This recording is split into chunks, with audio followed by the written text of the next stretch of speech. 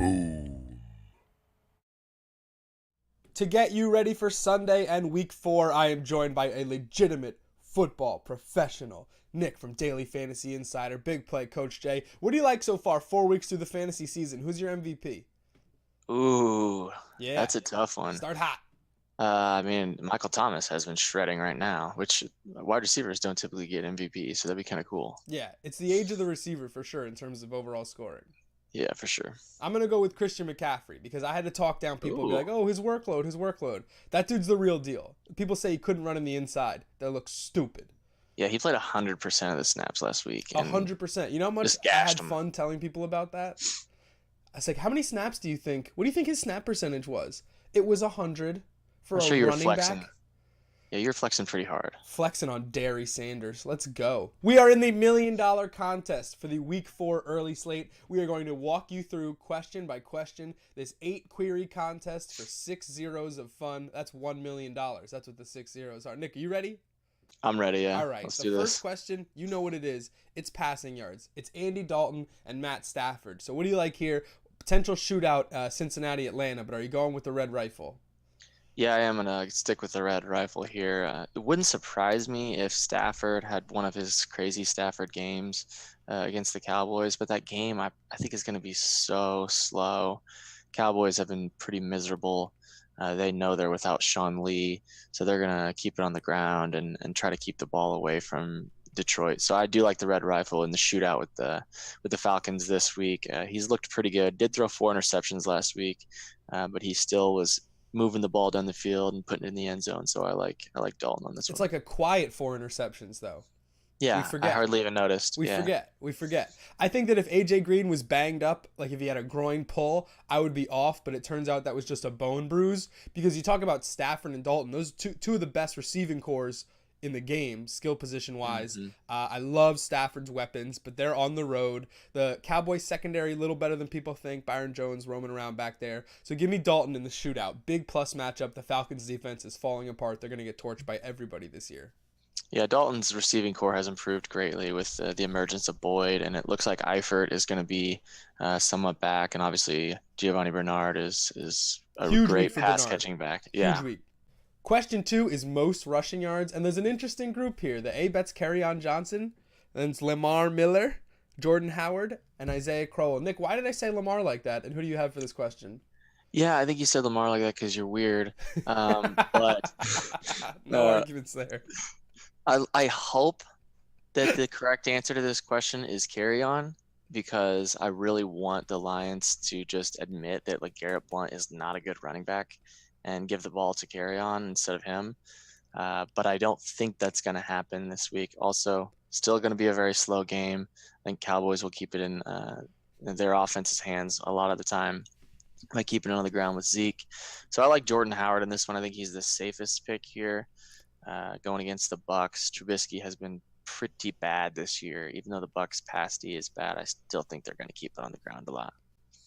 I'm 100% with you. It would be very Lions to break that 100-yard rushing drought and then to underfeed carry on immediately in the next game and not have him hit 100 yards. So I'm going to go with Jordan Howard too. I think that Tampa needs to give some more support to their flailing defensive backfield. Trubisky can't really do much in that game, but I would like Jordan Howard to get a nice workload. My only concern is game script. The Bears defense is solid, but the vertical nature of the Bucs, they could go up quick, and then you're left with Jordan Howard on the bench as Tariq Cohen gets 15 touches. So I'm worried about Howard, but he's going to be my pick there, and it's not close, I don't think.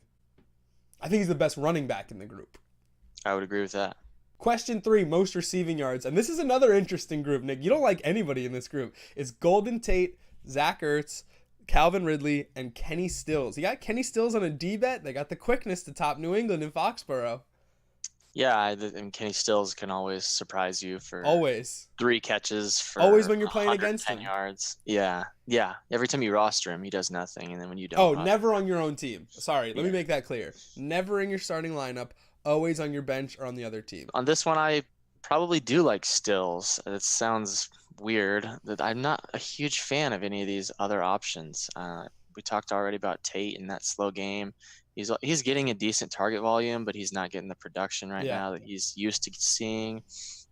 I don't know. I think Stills against Patriots secondary that hasn't looked great so far. I like Stills in this. A couple big plays and he's got it down, I think. Like it. Kenny Stills has always had this role on the Dolphins as the deep threat. That was his deal. But I think a part of the reason the Dolphins are 3-0 right now is he's not the only one. Albert Wilson is there. Jakeem Grant is getting more involved. And it's making defenses have to play all over the field and respect that speed. So I like Stills, but think he's a little bit more inconsistent now. Like, if it was possible for him to be even more inconsistent, he's reached a new plateau of volatility that is just Hall of Fame tier. So I'm going to take Zach Ertz here. Carson Wentz targeted tight ends 17 times in his first game back. That number's just going to increase, and I base that on absolutely nothing. Alshon Jeffrey is back. That means less pressure on Ertz.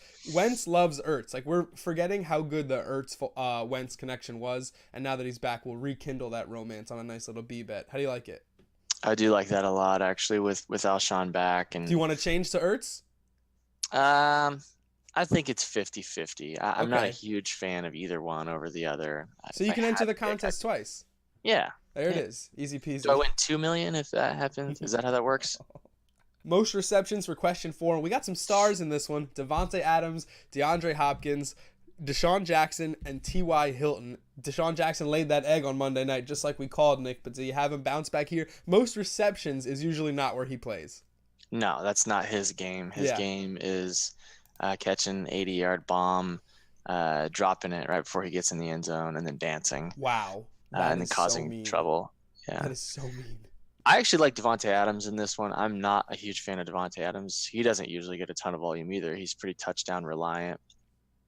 But the matchup with the Bills, he should get a little bit of Tre'Davious White, but it doesn't scare me off entirely. And Randall Cobb is currently questionable, so if Cobb doesn't play, I actually like this even more. Yeah. But I like Adams in this matchup. Rodgers is kind of getting into his rhythm here, and I think he's got a good matchup this week. I like the Adams pick, always strong, taking Aaron Rodgers, number 1 receiver here, but I have his target ceiling a little bit lower than Hopkins, who I think is an absolute target monster. The Texans are bad, and they're going to be needing to chase games throughout the season, and that just means more and more opportunities for DeAndre Hopkins. The Colts have a decent defense, but not so much that he should be slowed in the secondary, so I think that if Adams is going to get 8 targets, Hopkins is going to get 12, and that's why I'm going to pick him for most receptions. Question 5 is most total touchdowns, and I might be feeling a D bet here, Nick. We have Tyler Boyd, Marvin Jones, Randall Cobb, and Gronk on the D bet. Normally, you don't get a big touchdown guy on the D bet. Are you going to go for this? Yeah, I'm with you on Gronk on this one. D-bet. He hasn't looked like his normal self through the first few weeks, but neither have really any of the Patriots. At some point, they're going to come back and remind us that they are the Patriots, and Tom Brady will remind us of who he is. And I think this could be the week where that happens against a Dolphins team that hasn't really faced a good quarterback yet. They faced Darnold. They've faced Derek Carr, who's vastly overrated, and they faced Marcus Mariota in the weather game where they had all the delays and weird stuff. Doesn't even count. Yeah, I think that the Patriots could have a really good week this week, and Gronk would obviously be a beneficiary of that. Question 6, most passing touchdowns. I think this is the first week Drew Brees isn't on this, and he's been replaced by the A-bet Ryan Fitzpatrick. We also got Matt Ryan, Tom Brady, and Aaron Rodgers in this group. Are you going to Fitzmagic? He might not even start. I like Matt Ryan. What about you? That's so crazy that Fitzpatrick is like setting records over here and might not start. I mean, it makes sense. I understand it. But yeah, I'm going with Matt Ryan in this one in the shootout with Cincinnati.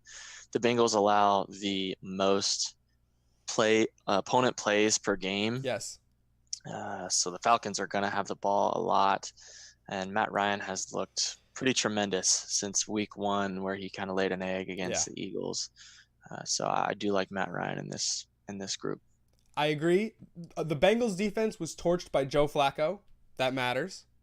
Matt Ryan did struggle in the red zone, but he has since been dealing in the red zone. And he was dealing last week. That game is at home, so I feel much, much better about Ryan than anybody else. I get Ryan in the dome against a defense that's been torched by Joe Flacco. Book it. All right, now it gets tough, but you are 2 lightning questions away from $1 million. Now I need Mike Evans' exact receiving total. They're going against the Bears. What do you like here, Nick? Man, the Bears defense is pretty good. Yeet. They've really shut down some teams this year. I do like Evans to still have an okay game. I'm going to go with about 80 for Mike Evans in this game against the Bears. I respect 80. 80 is a nice number. Mike Evans' targets, he had 7 in the opener, then 12 against Philly, and 11 on Monday night. Had 147 in the opener, 83, and 137 Monday night. It does feel like when they need 14 yards, he's a back shoulder target. And that's really good for his production. He's going to have a really strong fantasy season. I think a lot of people were down on him. But I'm going to go with 118. Is that the number that is set up? 115? I'm going to go with 118. I think that's fair. The last question standing between you and $1 million payday is the exact receiving total of Julio Jones. You might want to go high here, but we've got a hot tip for you to go low. Nick, I don't know. Are you team never Julio, but you are down on him this week? What's your stance? Oh man, I don't use Julio in season long because he's just so boomer bust. He's 12 for 140 or he's 3 for 50. Well, which one you got today? I'm going the second route. Okay. Julio gets William Jackson for his primary coverage defender here this week. William Jackson is actually very good. He actually only allows 46% catch rate to his opposing receivers. He does not get targeted very often. Obviously, Julio is still going to get targets because he's Julio. But I like it to be a down week for Julio. I'm going to go about 65 yards for him in this matchup with the Bengals. 65 yards is not a lot of yards. Let me make that clear. No, it's not. So you're okay with that? I'm okay with that. Yeah, I'm taking a stand this week. I'm taking a stand.